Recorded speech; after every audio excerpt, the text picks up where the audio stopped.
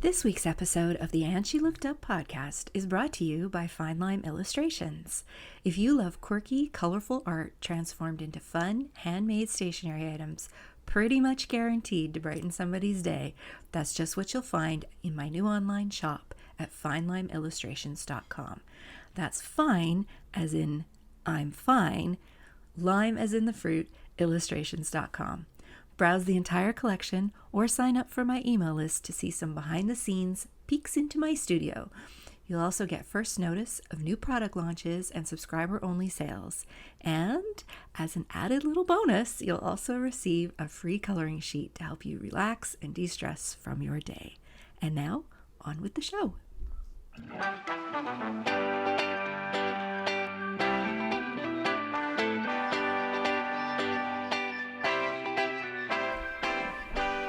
Welcome to the And She Looked Up podcast. Each week, we sit down with inspiring Canadian women who create for a living. We talk about their creative journeys and their best business tips, as well as the creative and business mindset issues all creative entrepreneurs struggle with. I'm your host, Melissa Hartfield, and after leaving a 20-year career in corporate retail, I've been happily self-employed for 12 years. I'm a graphic designer, an illustrator, and a multi-six-figure-a-year entrepreneur in the digital content space. This podcast is for the artists, the makers, and the creatives who want to find a way to make a living doing what they love.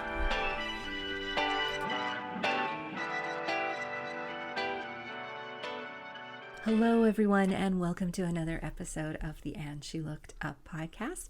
As always, I'm your host, Melissa, and this week, I'm here all by myself. It's just me. It is that really strange week between Christmas and New Year's where we sit around in our pajamas and don't do a lot of anything. It's such a blissfully lovely week. But it always means I'm never really too sure what to do with the podcast. I never know if people are looking for a new episode or if they have better things to do. And so for that reason, I rarely bring a guest on at this time of year, and you just get me. So I do have what I hope is going to be an interesting or useful episode today. And it kind of came out of conversations that I was having with guests this season. So one of the interesting things, after the very first episode I recorded this year, not really this year, this season in September, the guest asked me afterwards if she could pick my brain about having a podcast because it was something she was thinking about for her creative business. And then the next guest that I interviewed asked the same question. And I thought at first maybe it was just a coincidence. But over the course of the season so far this year, almost every guest has asked me if they can ask me a few questions about how I got started and a little bit about the tech behind it and the things that they should watch out for.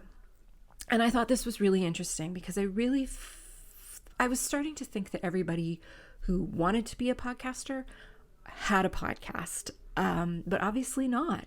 And there's obviously a lot of curiosity, particularly in the creative sphere, about starting a podcast. So I thought that I would record an episode today that tells you a little bit about how I got started, the things to watch out for, the things that I have learned over the last 5 years, and what you can expect in terms of the type of commitment and the amount of work and effort that goes into it, and where the pitfalls might be. I don't think this is an episode I could have recorded after my first year. I don't think it's even an episode I could have recorded until maybe towards the end of last season. I just don't think I had enough experience and longevity under my belt, which might sound a bit strange, but I do think with podcasting, longevity plays a role. And I'll get to that as we get into the episode. So anyway, I thought that I would put this episode together. I did do another episode back in 2021. I think it's episode 50 on what I had learned from a year of podcasting. That was at the end of my first year. And I have not gone back and listened to it, so I have no idea what I actually talked about on that episode or if it's any good or worth listening to. But if you're curious, you can go back and have a look at that. But in the meantime, I thought I would record this episode, and hopefully this is something that if you are considering a podcast for 2024, it's kind of the start of a new year. I feel like this is when these big projects start percolating in our brains. Maybe this will be of some use to you. So I initially started this podcast with my friend Lisa Bolton. She was my original co-host, and she appears on the first 19 or 20 episodes of the show. And so I have told this story many times. The reason we started the podcast is because we had an idea for a business that we wanted to start together. I was just in the process of selling one of my businesses and was looking for something new to do. And we had an idea, and we thought that a podcast would be a really great way to market this particular business that we had in mind, which was very much going to be geared towards women who create for a living. So we thought this was a great idea. And we always used to joke that we always wished, we could just hit record when we have one of our conversations about small business and entrepreneurship and creativity, because we always just had such great conversations about these things.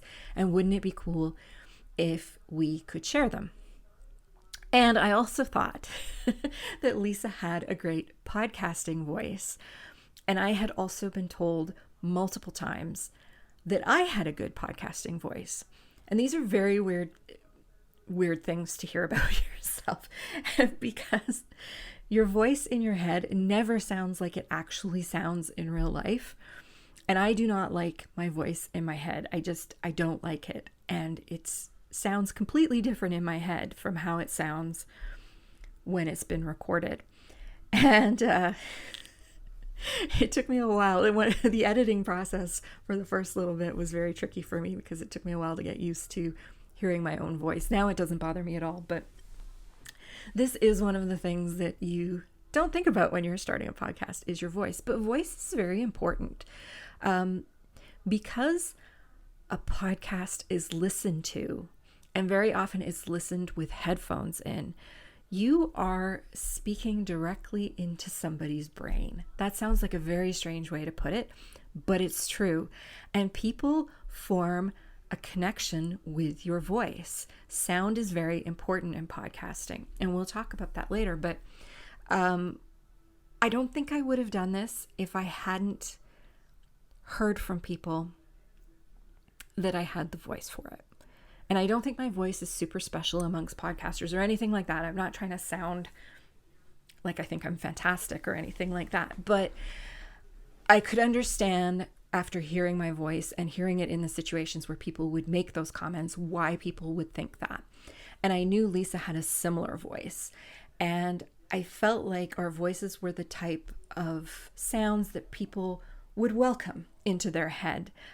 Nothing ruins a podcast faster than bad sound, whether that's the person's voice, whether it's the guest's voice, whether it is outside noise, just sound. Bad sound can ruin a podcast very quickly. So that was one of the first things that came through. But initially, this was meant to be a marketing podcast for a business that we were starting.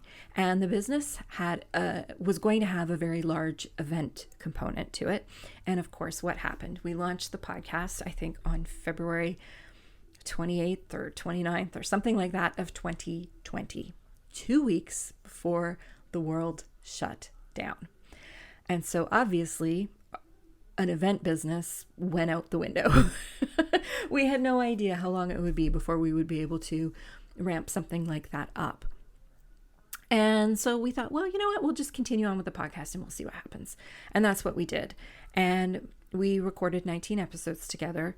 And at that point, Lisa was no longer really interested. It wasn't her thing. She had other family commitments and things like that that were really important to her. And so she decided that she was going to pull out. And I honestly didn't know what that was going to mean for the show. I am an introvert. I am shy. I find doing solo episodes very difficult. because I'm not used to hearing myself talk or being in a position where I talk for an hour without anybody to bounce off of. And we'll talk about that a little bit as we get into this show. But I really didn't know if I could pull off a podcast on my own. The thought of interviewing guests was absolutely terrifying to me. It is still, to this day, in season 5, terrifying to me. And so I really wasn't sure if I could do this. But I was part of a mastermind group. I'm still part of that mastermind group. And they very strongly encouraged me to keep going. There was a feeling amongst the group that this was a medium that I was suited for. Bless their hearts, because sometimes we need those people in our lives to tell us these things because we don't see it ourselves. And I just wasn't sure. I wasn't sure if this was really what I wanted to do. And I was getting, at this point, I had a sense of the time commitment that was involved. I knew I was going to be losing the person who split the work of the podcast, and it would be just me. I didn't know if I had the bandwidth for that. I was also restarting my design business, which was a very slow process, and money was an issue. And the thought of just interviewing people just terrified me. And so one of the women in my mastermind group said, what if you brought on some month-long co-hosts? So like people you've always wanted to talk to, people that you're comfortable with, and people who would be interested in co-hosting with you, so that they start off like a guest, but then they become a co-host for the remaining 3 weeks. And that idea really intrigued me. And one of the other women in the group said, I will be one of your co-hosts. So I had a co-host right there for a month, and I started to think about who the other people might be. And Heather Travis, who, if you listen to the podcast regularly, you know she pops by usually about once a month as sort of a semi-regular co-host. That is how Heather got her start on the show. She was not the one who said she would help, but she had been lined up as the guest that Lisa and I were going to have on for our first guest episode, which was right before Lisa left, and which I wound up canceling until I figured out what I was going to do. And I started to think about it. I started to think about Heather more and more, and I'd known Heather for quite a while through work, and we had become friends. And I always knew that when we got on the phone together, our phone conversations were never just 5 or 10 minutes. They were always a couple of hours. We just have a real comfort level with one another, and conversation always came easy, and we're very much interested in a lot of the same things, particularly creativity, entrepreneurship, marketing, PR, all of those things that you hear us talk about regularly on the show. And I knew that I would feel comfortable with her. So I asked Heather, and she agreed to come on the show and be my first month-long co-host, and we went from there. And by the time I got through those first 3 or 4 months, I was starting to feel comfortable. I was starting to feel comfortable as an editor, as an interviewer. I say comfortable as an interviewer, but that probably isn't correct. I was still a long way from comfortable, but I was not as terrified as I was initially. I was still very uncomfortable and still very inexperienced as an interviewer. And so it went from there. And this is going to be episode 147. So, we're coming up on 150 episodes. We're in the 5th season of the show. I have had many guests on the show at this point. I've done many episodes with Heather. I've done some seasonal episodes. We have a premium subscriber community now. And I feel like for the first time since starting it, that this show has kind of hit its stride. I know what it's about. I know who I want to talk to. I know who the audience is. And I feel like I'm still not comfortable, but I feel like I'm getting there. And so, yes, I feel like at this point, I can probably share some of the ins and outs of how to get started with podcasting. So let's do that. Let's dive in and talk about why you might want to start a podcast for your creative business. So as I mentioned, one of the reasons we wanted to start the podcast was as a marketing tool for our business. And that is an excellent reason to start a podcast. Podcasting has some very unique advantages to other forms of marketing, and it has some disadvantages as well. But as far as the advantages go, one of the things I've already mentioned is that you are in somebody's ears. You're in somebody's brain for half an hour every week or every other week or once a month. And that is a very intimate connection. There is something about listening to a person's voice, listening to their stories, and having them right in your ears that makes you feel like you know them, like you have a connection to them, like they're a friend or a mentor right there in your pocket. And that is something that I think is very hard to achieve in the same way on social media. There's a lot of noise when people are on their social media accounts. There's scrolling, there's short form video, there's all kinds of different people giving them all kinds of different messages. But when they're listening to your podcast, they're focused on you for an extended period of time. They are actively listening to what they're saying, to what you're saying. And when you think about the places where people listen to podcasts, we tend to listen to them when we're out for a walk or at the gym or washing the dishes or doing laundry or commuting, all those things where we're not able to really do anything else other than the activity we're doing and listening to what's in our ears. So there's not a lot of distractions. And it's very rare to find a place today where you can connect with people for longer than a few seconds. Podcasting gives you the ability to form those deeper connections. It becomes a very powerful tool to market because you become there's a trust factor that is intrinsic to that relationship. And that is probably one of the biggest benefits of podcasting. For me personally, that has certainly been a benefit. But one of the other benefits for me is that I just like talking to really cool people and meeting really cool people.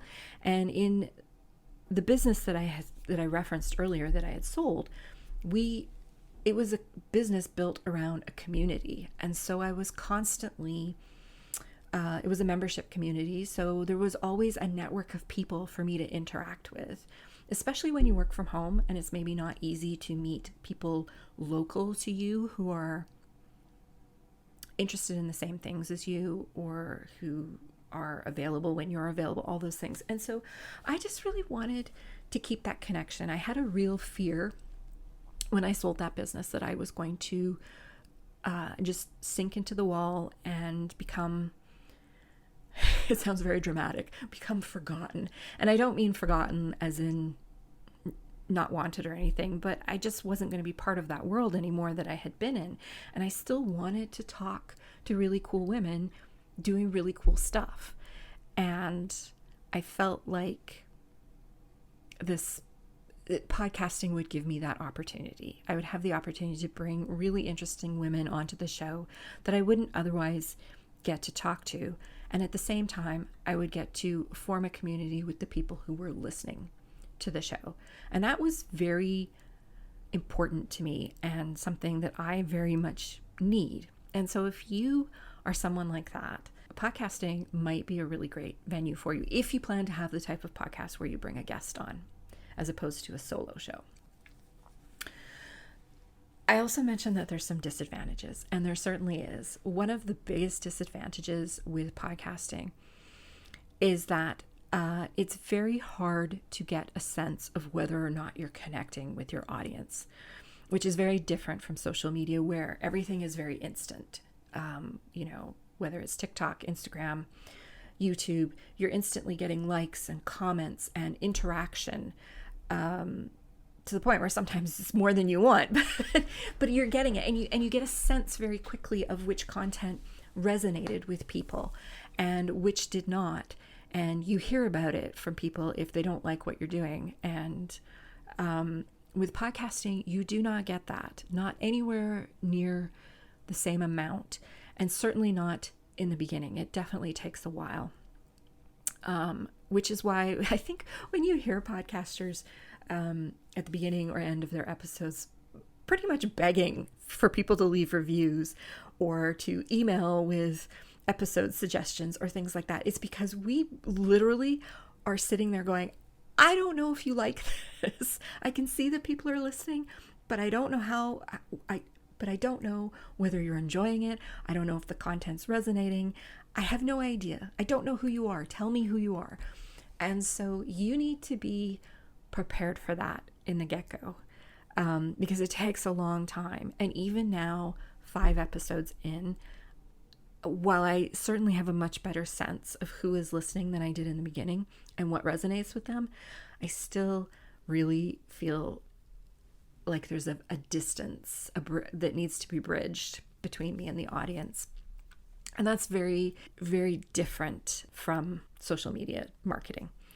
The other disadvantage is that it is very challenging to earn money from a podcast.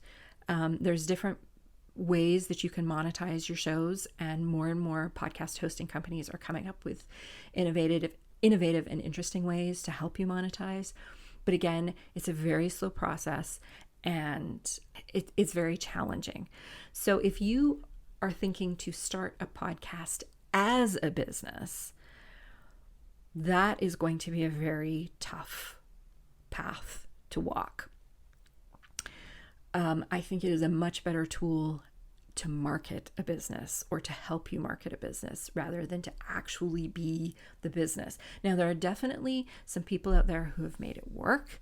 But I think even with a lot of the successful podcasters in the sort of the space that I am, you will notice that a lot of what they do is about marketing their courses, their programs, and tools that they may offer.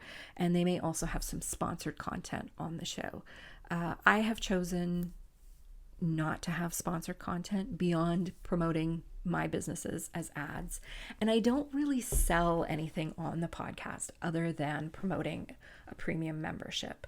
So there is absolutely a cost associated with podcasting, and that is something that you will also need to consider. There's a financial cost and there is a time cost, and both of those can be a challenge when you are starting out. But there are definitely some women out there who have created very successful podcast businesses, and I think of people like Jenna Kutcher and the Product Boss podcast, the Being Boss podcast, which I think has now ended, but they grew a business out of their podcast. And so it can definitely be done, but it is not something that happens overnight. And if that is your reason for doing a podcast, you are going to have to think very carefully about how you are going to make that monetization happen. Because once you do that, the number of downloads you get really plays a very important role in your monetization process, particularly if you want to run ads or if you're going to be using affiliate income, affiliate opportunities or things like that. So yes, I think most podcasters don't start out with the idea of starting a business. It is more to market an existing business. So that's something you need to think about. Or you're just like me and you just want the opportunity to talk to interesting people. So that brings us to the planning stages of your podcast. So, you've decided that this is something you want to do. That's the easy part. The next part is your podcast has to have a why. What is going to be the reason behind your podcast, or what is the podcast going to be about? And when you're a creative, it may not be obvious what kind of podcast you could grow out of what it is that you do. But this is where we use our superpower, which is our creativity, to help us out. So in my case, I'm an illustrator. This podcast has nothing to do with illustration. I just wanted somewhere where I could talk to other Canadian women. So women who understand Canadian. Like I always say, we have a page on the website for those who want to be a guest. And it states right on the page that on this podcast, we speak Canadian. And by that, I mean, we talk about things in Canadian dollars. We talk about Canadian taxes. We talk about Canadian copyright law. It has nothing to do with whether you speak English or anything like that, but it has to do more with what we as Canadian creatives have to work with in our day-to-day business lives. Very often, a lot of podcasts for people in our niche are US based.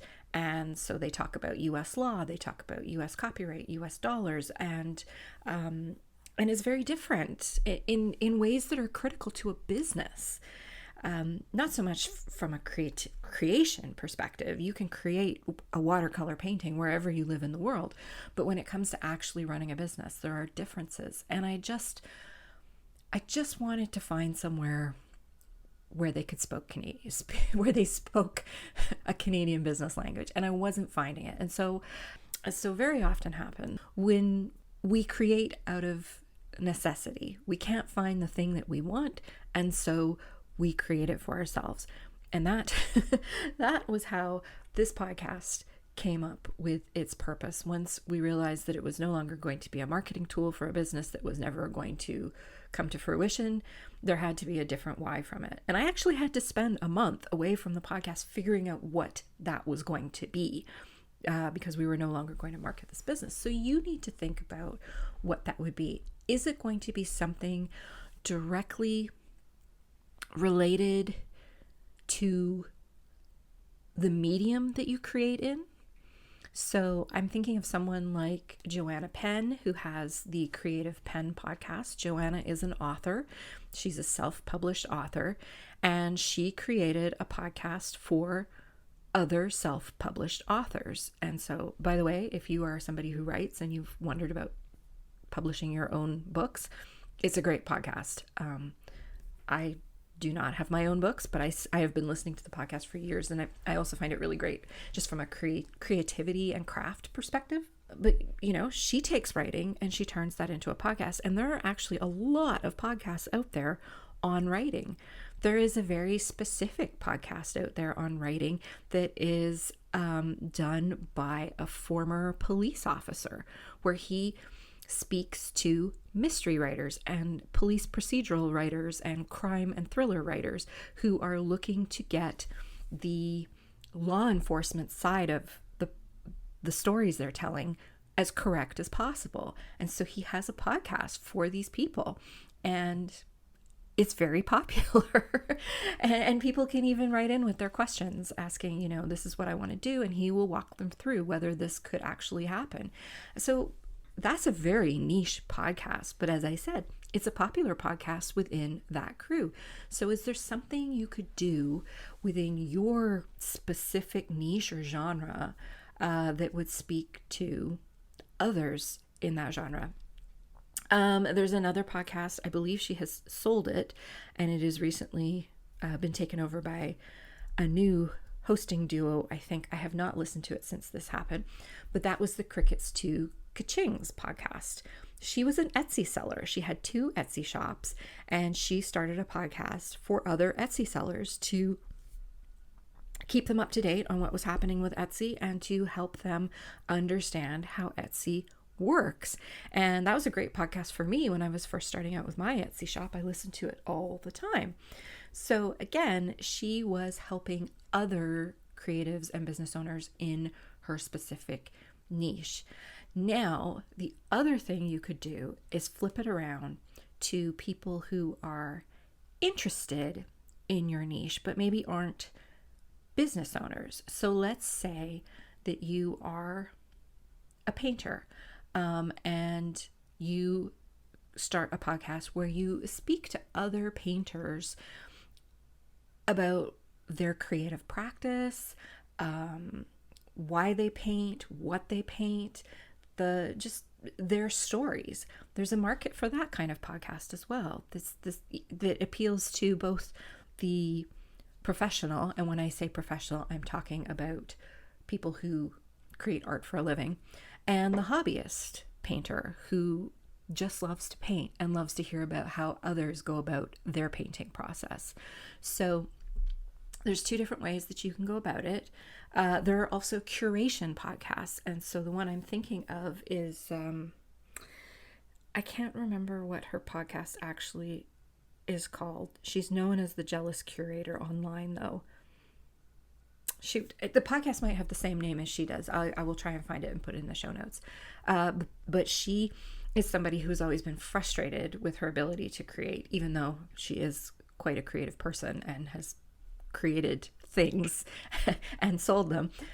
So she decided that she wanted to gather other creative people around them and curate sort of their work for others to appreciate. So there's that kind of podcast that you could do as well. Another thing that I have noticed creatives doing more and more is starting coaching businesses again, which is sort of like the Crickets to Ka-Ching model, where she eventually wound up creating courses for people who wanted to learn how to sell on Etsy. So really it comes down to sitting down and brainstorming and thinking about what it is that you want to be known for, but also think about how many episode ideas you can come up with for that particular topic, because this is where it gets tricky. You need something, I think, where you can sit down and instantly brainstorm 25 episode ideas, because that is about how many episodes you're going to need to really get the ball rolling. And a lot of podcasts sort of fizzle out after the first 4 or 5 episodes. So, and I think there's many reasons for that, but I do think one of the reasons for that is that they just run out of things that they want to talk about. So that is something that you're going to have to think about. Like, sit down, brainstorm some ideas that you're excited about, because this is hard work. It takes a lot of time and it takes away from other aspects of your business and your creative practice. So this has to be something that you, and like I mentioned, the financial payoff does not come right away and may never come. So this is something that you have to have a passion for. So sit down and brainstorm some ideas of things that you think you could talk about. And then when you have it narrowed down to a few, sit down and try and brainstorm at least 25 episode ideas. One of the other things you're going to have to think about is, do you want this to be a solo podcast, meaning it's just you? Do you want it to be an interview style podcast where you have people come on the show that you interview that speak to your niche and to your audience?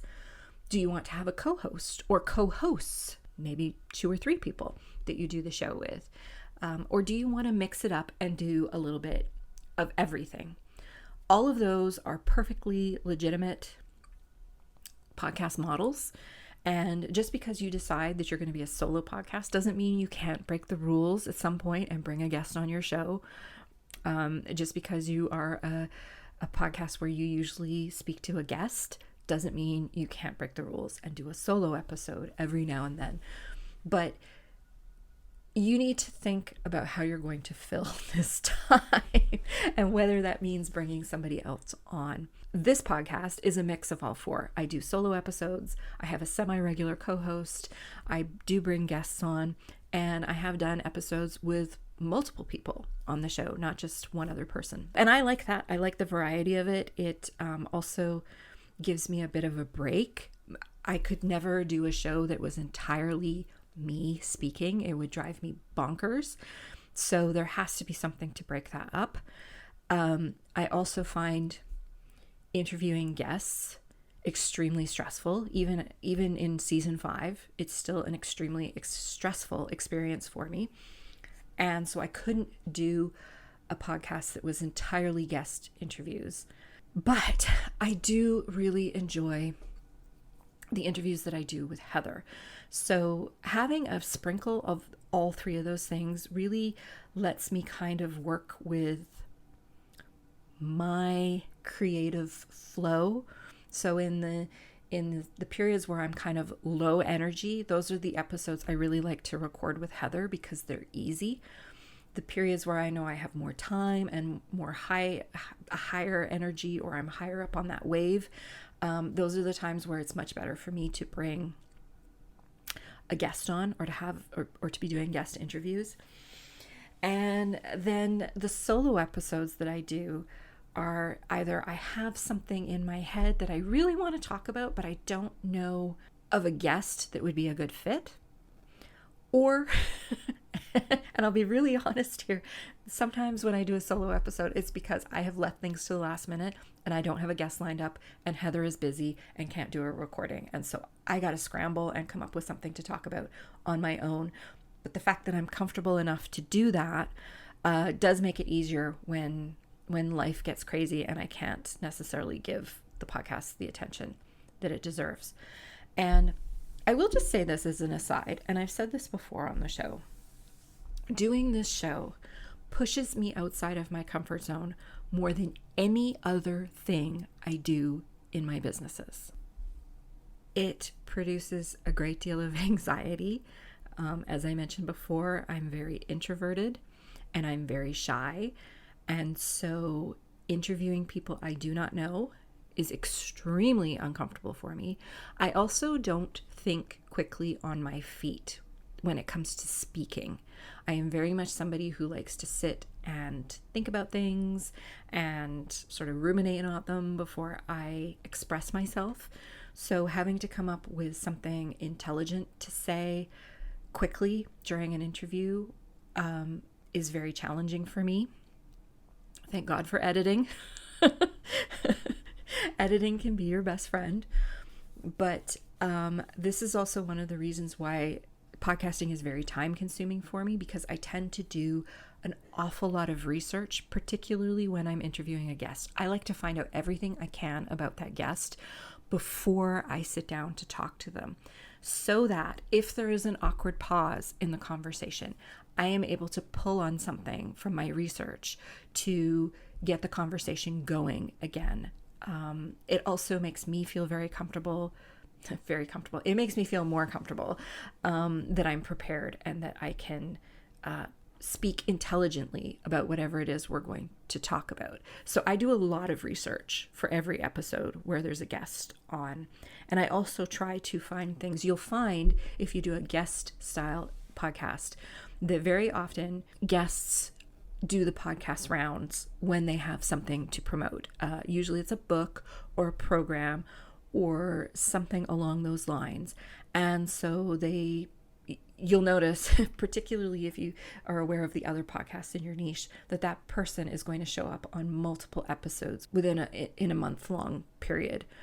And so I noticed as a listener this happening on a lot of the podcasts I listen to. And I also noticed that very often after hearing the first interview, it wasn't worth my time to listen to the other interviews with that guest, because it would be the same conversation again. It would be the same talking points. And so when I know that a guest is coming on who is actively trying to promote something, I go out of my way to try and find interesting things that other hosts may not have picked up on that we can talk about. And I try to find a way to make the conversation work so that it doesn't just serve the guest, which is important. It needs to serve the guest. They are giving me their time. They are not charging for their time. But the flip side is I'm also helping them promote something that's important to them. So there has to be some give and take.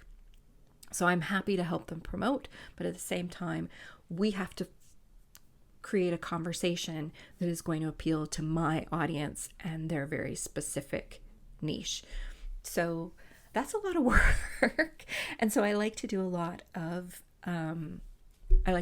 research, which does take up quite a bit of time, but it puts me more at ease.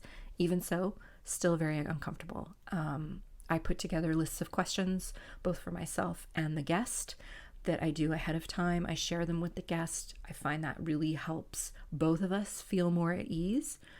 If you have a guest on who is not familiar with being interviewed or being on podcasts, and this is something they are doing to push themselves out of their comfort zone by getting out there and putting themselves out there in the spotlight, which may be very uncomfortable uncomfortable for them as well, it really is important as the host, as the interviewer, to be able to make them feel at ease and to make the conversation flow. And that is something I have noticed is a very special talent or skill.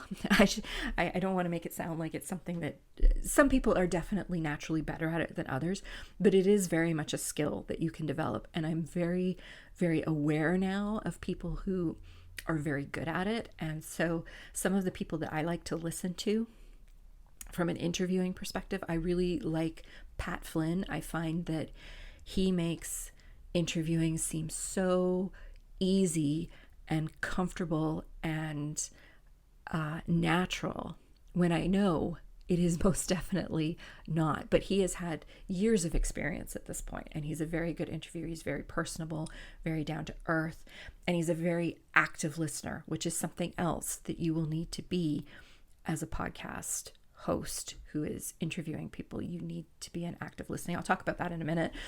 Another person that I really like to listen to is Tom Power from Q on CBC. He interviews a lot of artists, musicians, actors, writers, that kind of, very often people who are much more of a celebrity than anybody who's ever going to appear on my show. But I really like the way that he's able to speak to them and the conversations that he's able to go out of them. And I've loved watching some of his televised interviews. If you're not familiar with Tom Power, when Matthew Perry passed away, the interview that made the rounds on virtually every single news program or retrospective on his career and who he was the interview that he did with Tom Power, where he spoke about how he wanted to be known for helping people rather than friends. And Tom just does such a great job. And I've seen so many of his televised interviews where really big stars where the interviews started to wrap up and the stars kind of look back at their handlers behind them like, can we stay? Because they're really enjoying themselves and are asking if they have time to do a few more questions. So if you want to be an interview style podcast, you really do need to find some interviewers whose style you like and who make it seem effortless, and then look at what it is that they're doing. How are they making it seem like it's easy when it's most definitely not? So yes, there's a lot of work that goes into interviewing. And as I mentioned, one of the things you have to really practice is being an active listener. And this is something that is very challenging for me because, as I said, I don't always think quickly on my feet. And so when you're active listening, first of all, particularly if you're having a video conversation with your guest, you want to be looking at them and giving them your full attention. But at the same time, you need to be hearing everything that they're saying. You need to be picking out the nuggets and coming up with questions or drawing them back to those nuggets to talk about them more. You need to be formulating questions as you go along. You can stick to your list of questions, but that becomes very dry and very boring very quickly and doesn't create a dynamic interview. You do have to be able to hear those moments that you know are special, and it can take a little while to identify them. But once you get the hang of it, it becomes much easier. And so you need to be able to pull those out. And sometimes they may say 3 or 4 really interesting things, maybe even more within the span of time that they're talking, which could be 2 or 3 minutes. And you're trying to scribble them down so that you don't forget them, but at the same time, give them your full attention, because it'd be very distracting for somebody being interviewed if you are looking down at your desk, or if you're writing, or if you're looking something up on your computer that they've referenced, and you don't want them to feel distracted, because you'll hear it in their voice immediately. They'll start making little pauses because they're trying to figure out what you're doing, or if you're listening. And sometimes you can edit those out later, sometimes you can't, and it comes across to the audience. So interview style podcasts are very challenging. They also tend to be longer. So that's another thing you need to think about, because editing is a process.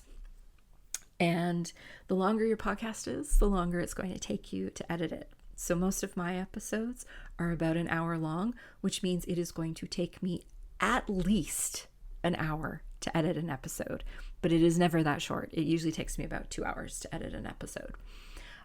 If I'm on my game and if it's a clean interview, or if it's me and Heather, like the episodes I do with Heather, I rarely edit anything out of those except for maybe the occasional long pause, or if her and I go off way off tangent and start talking about something that just has nothing to do with the episode at hand, because our episodes are long enough. So I try to edit those pieces out. But yeah, every now and then you'll have a guest that is a little more challenging in terms of maybe they're feeling intimidated or a little bit awkward, or they freeze up, which does happen, or they go way off tangent over and over again, no matter how hard you try to rein them in. And so those episodes can take quite a considerable amount of time and energy to edit. And if the podcast makes money, or if you have the financial resources, you can hire somebody to do that for you. But it can be quite expensive. And if your podcast isn't earning money, you may not want to do that. I am not in a position to be able to do that. So I do all my own editing at this point. And yeah, so if you do a solo episodes where it's just you talking, and maybe they're short 5-minute episodes, I've seen people do very successful 5-minute podcasts, but they tend to do them multiple times a week. But those are very quick to edit and very quick to put out. But if you do longer podcasts, say half an hour, then it's probably going to take you about an hour to edit those shows. I find the episodes I do on my own require a surprising amount of editing because I'm talking so much that I often am not too sure if I'm rambling or not. And so I tend to stop and start and go back and listen and they are not the smoothest episodes for me to do. So these are all the things you have to think about. Editing does take up time. Research takes up time.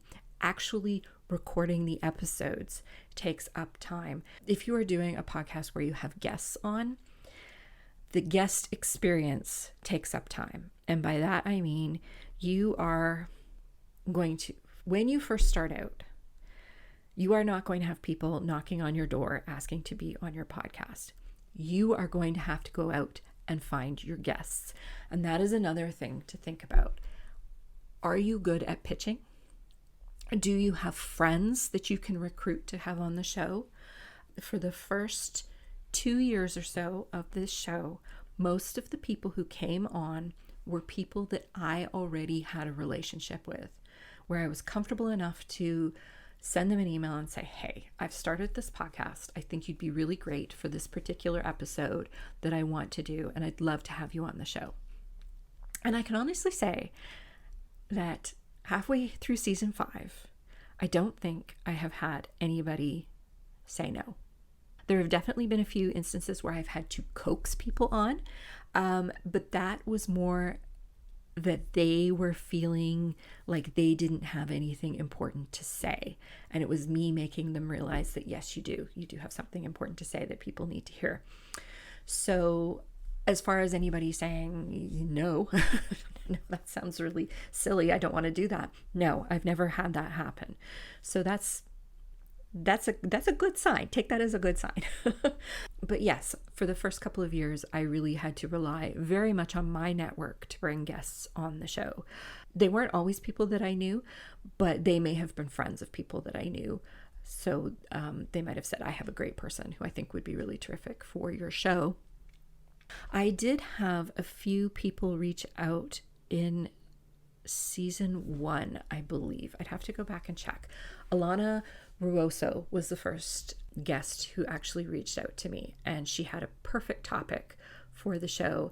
And that was my first interview with somebody who I did not know in real life. And after that, I had a few other people reach out to me. And it wasn't until I got listed somewhere as one of the best one of the best podcasts for Canadian women. But it was one of these lists that you don't really know who made it up or what the criteria for being on the list was or anything like that, or how they made the decision that these were the 10 best podcasts for Canadian women. But for some reason, I wound up on this list. I think I was in towards the end of season 2, maybe the start of season 3, somewhere around there. And that seemed to be around the time where people started to come to me. And it wasn't until season 4 where that became, where it got to, season 4 was around the point, no, it was the point. Season 4 was the point where I did not have to go out and solicit a single guest unless I wanted to. I had enough people approaching me that I could have filled the podcast up twice over. But that did not happen until season 4. That was not a thing in season 3. And season 4, even though it's season 4, was actually my 3rd full year of the podcast because we did 2 seasons in year 1. So that gives you an idea of how long it takes for you to get on the radar of PR people, other creatives in your niche, and for people to have started listening to your podcast. And if you're I don't consider myself an extreme niche podcast. My audience is Canadian women who create for a living. And being able to narrow it down into that one sentence is very helpful. So if you do start a podcast, try and narrow down what your podcast is to one sentence. And it took me ages to get there. But I have a podcast for Canadian women who create for a living. And that's a pretty broad genre, broad niche. I mean, it could be anybody who creates for a living, who lives in Canada, and who identifies as female. So it could be writers, it could be artists, it could be musicians, it could be filmmakers, it could be just anyone who creates. But if you are somebody who runs a very niche podcast, you may find it much more challenging to bring guests onto the show. That doesn't mean they're not out there. It's just because you're speaking to a smaller subset, it may take them a little longer to find you, and it may take you a little longer to find them. It doesn't mean that your podcast idea isn't a good idea. It just smaller group of people. So just be very aware of that. Those are some of the things to think about, particularly if you want to have a guest on the show. I do think it's important to let people in a little bit to who you are. One of the things I do like about interviewing, because I'm not always comfortable letting people in, is that when I interview, I get to control how much of the conversation is about me. So when I'm interviewing, the conversation is all about the guest. And that's an important thing to remember when you're interviewing, is that the conversation needs to be about the guest and not about you. Probably where I let my guard down the most is when I am on the show with Heather. And those episodes are very easy for me because Heather and I have such an easy relationship and I think we have good chemistry on the show, which is very important if you decide to go the route of a co-host where it's 2 of you every week. You don't bring guests on, but you have each other to bounce off of. And this is such a beneficial thing to have, is to be able to bounce off of somebody. So if your energy is down, they can pick it up, and vice versa. If you are at a loss for words, they can jump in and carry the conversation, and vice versa. So it's just really nice to have somebody who you feel comfortable enough with that you can keep the conversation going on a very even keel. It's almost like playing, it's like rallying in tennis, right? You know, where you're just batting the ball back and forth. Nobody's trying to outsmart the other one. You're trying to keep the chain batting. You don't want to drop it. You don't want to be the person who drops it. And so you kind of work to make it easier for the other person to volley the ball back to you. It's like improv. If you're a theater person, you always say yes in improv. You never say no, because you want to keep the window open for the skit to keep going. And that's what makes it funny and what makes it engaging for the audience. So if you decide to go on with a co-host, don't just pick your best friend or somebody that you really like working with. it needs to be somebody who you have that kind of chemistry with and who you have that ease with, because it's very easy to hear when things are off. And I don't think people realize this. And two of my favorite podcasts over the years have been with co-hosts. And in both instances, there came a point where one of the hosts decided to leave the show. And with both instances, I knew it was coming because I could just tell there was something about the chemistry in the last couple of months of episodes that was off. And I just would get this feeling like this is coming to an end. And in both instances it did. And it's amazing how that carries through in your voice when you are speaking to one another, even though you may not realize it or you think you're putting on a good facade. And I'm not saying that those people had rocky relationships or anything, but you could just tell that one person had kind of checked out. So I think it really is important that you focus on the chemistry you have with your potential co-host. And it has to go beyond, because you can have a great friend. It doesn't mean you're going to have great chemistry on air, or that you're going to be able to volley back and forth the way that you need to. But that is something that happens very easily with me and Heather. And so those episodes are always just, I don't even really prep for the episodes her and I do. I will make a list of key points that I think we should hit, and I'll email it to her, and she will email me back if she thinks I missed something. And then we just go from there. And we don't create questions. We don't really do a lot of research. Usually we speak on topics that we're both very familiar with and comfortable with. And so it works for us. And it's a great way to punctuate those guest interviews with people that I'm not so comfortable with. So that makes it great. If you decide you want to do solo episodes, again, it's a lot of talking. It's very easy to ramble and go off course when you're on your own. You don't have somebody to kind of hear you and reel you back in. And so I find those very challenging. I also tend, speaking of sound, and you've probably picked up on it at this point, given where we are in the interview, the more I talk, the more my allergies tend to kick in. And by the end of an episode, I can sound very nasally, and it drives me bananas. So I haven't come up with a solution for it. If you know of one, let me know.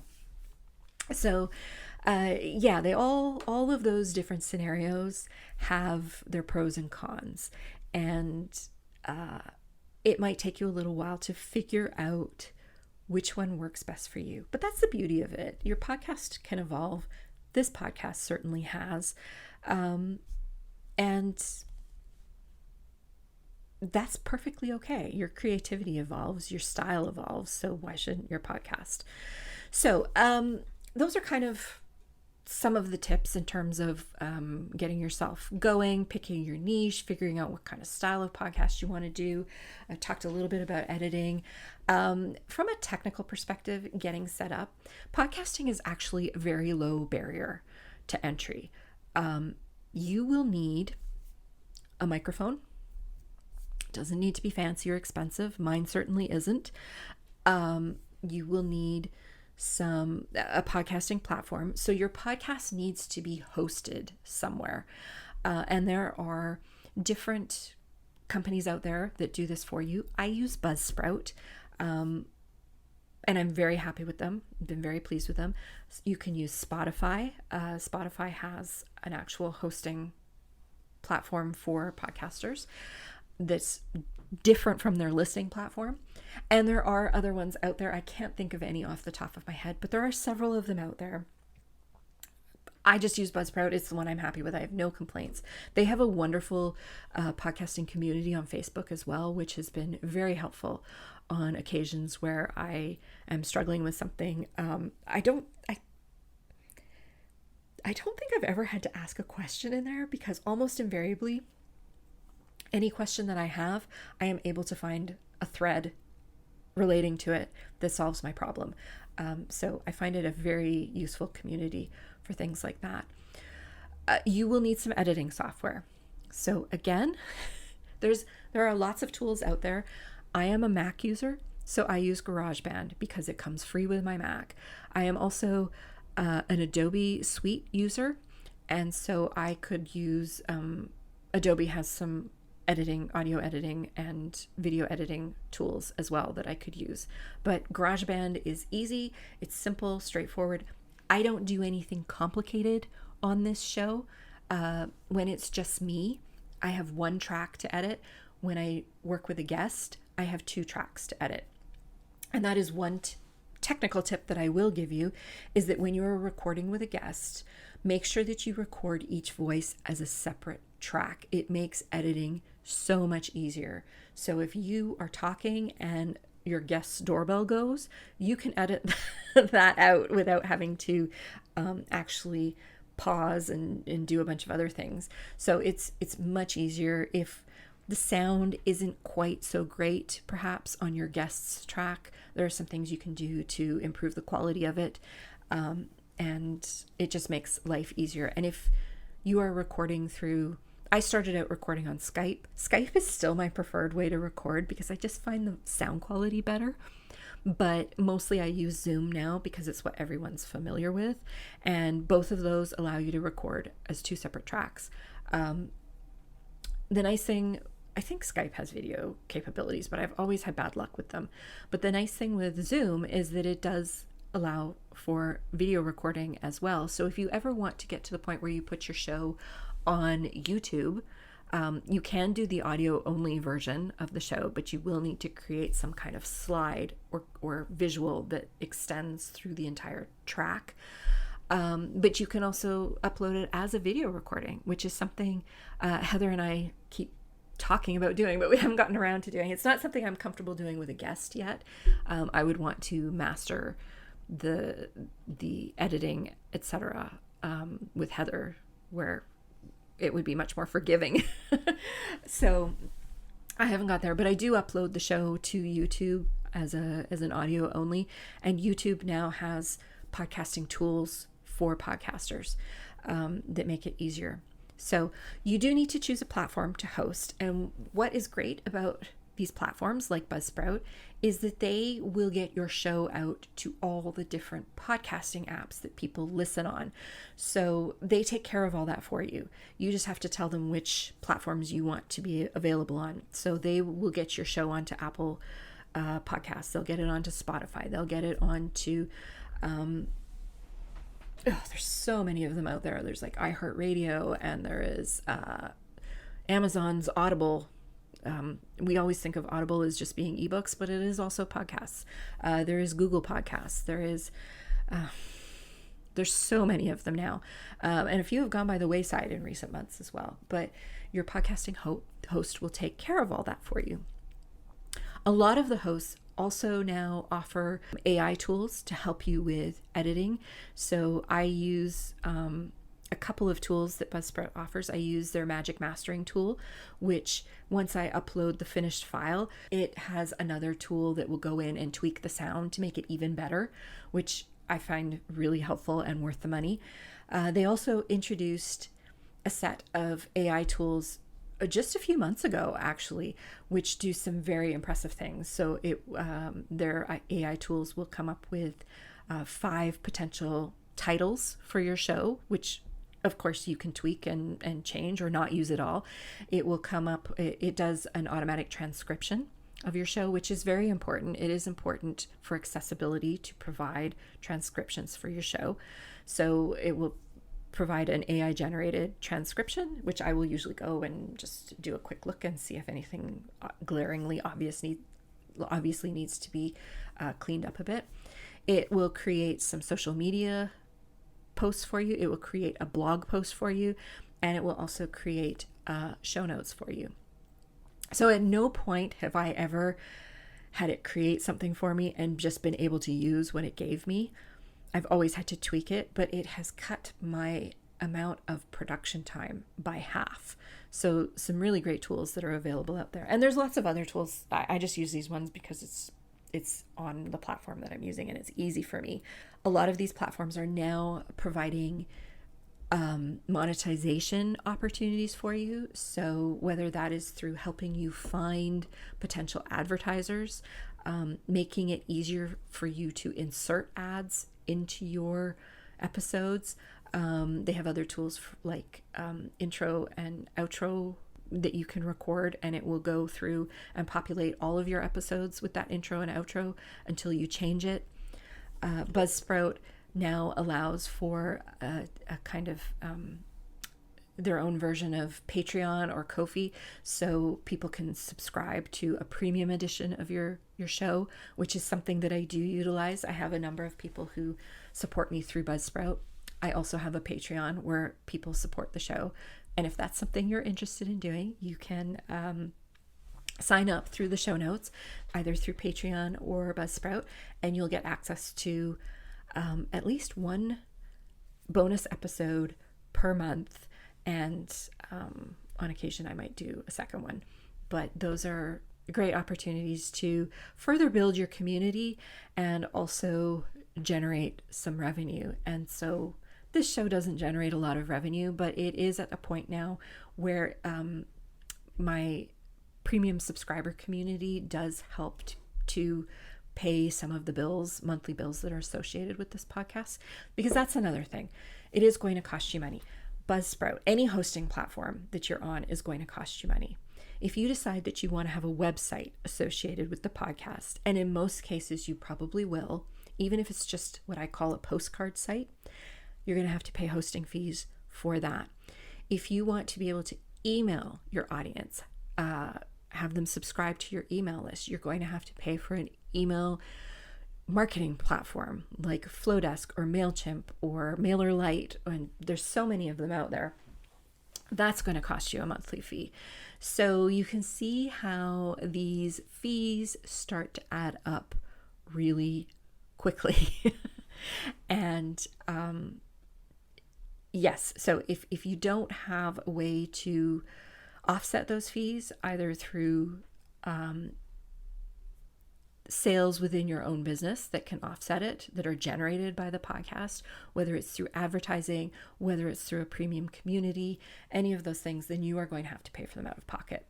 And if it is a podcast that is meant to promote your business, there is a potential there that they can be an expense, a marketing expense that's written off, but you still have to come up with the dollars. So those are things that you need to think about. So yes, I have an email marketing platform. I have a website. I have a podcast hosting platform. I have editing software. I have a microphone. And I think that's it. I don't think I'm forgetting anything. I also have social media channels for the podcast. As you probably know, we have an Instagram account. We have a Facebook page. We also have a YouTube account. And I have recently started a TikTok account. If you want to check us out on TikTok, that's brand new. And I'm just using it to put little sound bites of episodes up on.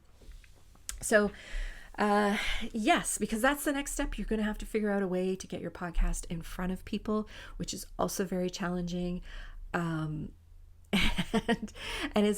I find marketing the podcast one of the harder marketing tasks that I have. I find it harder than marketing my services business. I find it harder than marketing my illustration business. And so you really do have to focus on, what's the word I'm looking for? You have to be a vocal marketer of your show. You have to try and get your friends to talk about it. You have to hope that, and again, this is where having guests on the show can help. You cannot rely on your guests to generate downloads for you, but they can certainly help get the word out about your podcast. And this really is something that you are going to be building one listener at a time. And I see this, I mentioned the Buzzsprout community where people can ask for help and things like that. And I see this post comes up probably once a week in that community. Is like, I have a podcast, I have 3 episodes, and I have 10 downloads. Is this normal?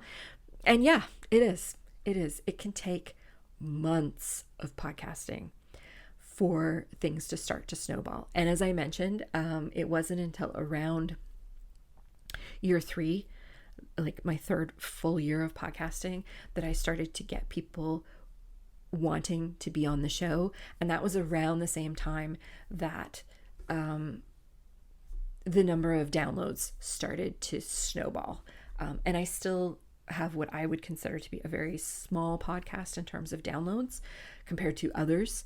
But when I speak to other podcasters, I find that for most of them, that year 3 mark is the mark where things really start to happen as a result of consistent marketing, as a result of consistently showing up. And again, that's so important with podcasting. Showing up regularly is very crucial to podcasting. Whether that is once a month, once a week, once a day, it doesn't matter. But it is important that you're consistent. And for me, I started off doing a weekly podcast, and it became very clear to me around year 3, I think as well. Season 3. I think I went into season 4 where I dropped the podcast down to once every other week because the time commitment was just something I couldn't give to it, especially when it's not a revenue generator for me. So I really had to scale it back. But I was upfront about it and I let people know. And as long as you do that, you can change the frequency. You just have to let people know that you're changing the frequency. So now I do 2 episodes a month plus a premium subscriber episode. So that's 3 episodes a month. My premium episodes are shorter. They're about 25 minutes and they're usually on a very specific business or mindset topic that I want to talk about.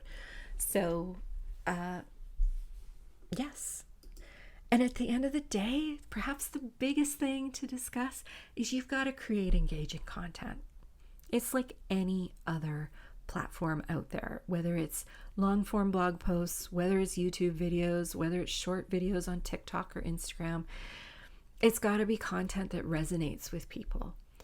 And as I mentioned earlier, one of the hardest things about podcasting is getting the feedback. So it can be very difficult to figure out if the content is resonating because you don't hear from people in that immediate way that you do on other platforms. So it can be tricky. There's not as much search engine information for podcasts as there are for blog posts. So the stats are still very limited when it comes to podcasting. So it can be very challenging. So you really do have to treat it like a community. When somebody does engage with you, engage back. Go out of your way and start engaging wherever you can. One of the things I do is I actively look for women in Canada who are creating interesting things. I follow them on their socials. I look to see what they're doing. I'm always looking with the mindset of, would this person be an interesting guest? Have I had somebody on the show like this before? Like, what could I talk to them about? I'm always looking for my next guest.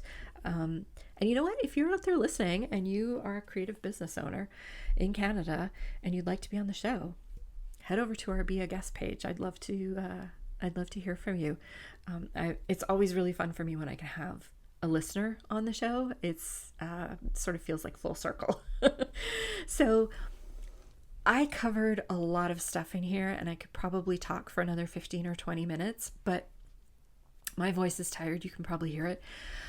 All this to say is that I think the most important thing if you decide that you want to go down the route of podcasting, it can be an incredible tool for building a very loyal, very engaged community.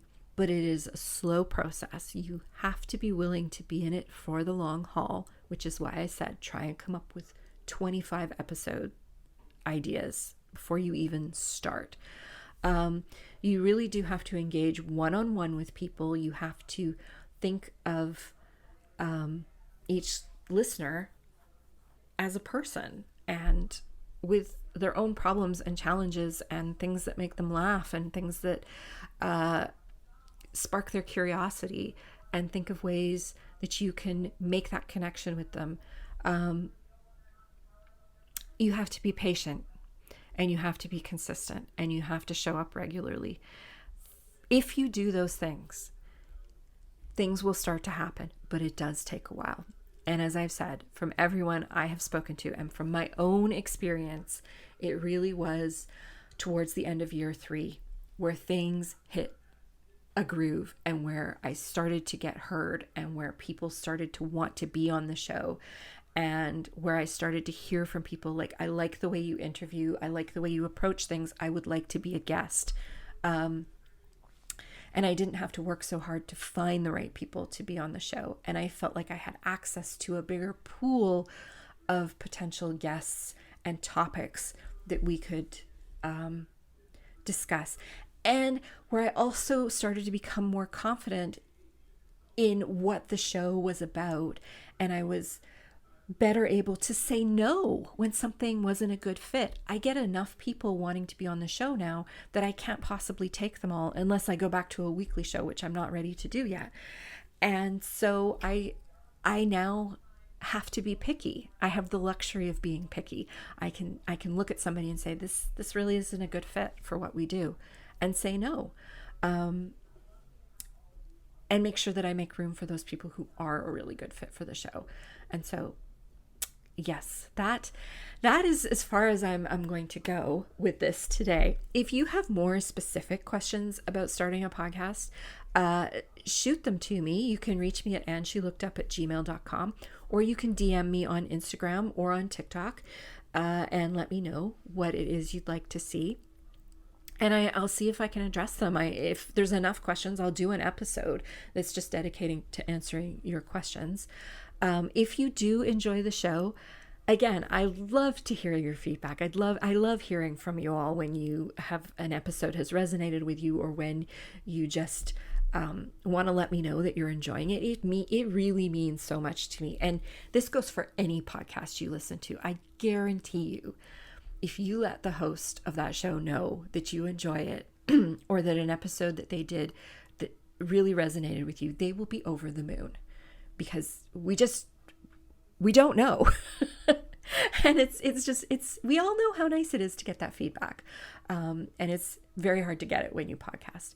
If you enjoy a show, if you enjoy this show, leave a review. It makes sure that those podcasts get seen by other people who might be interested. And that is helpful, because then I get more people who are interested in being on the show, and I get more word of mouth mentions. And it's good karma for when you start your show, because you're going to want people to do the same for you.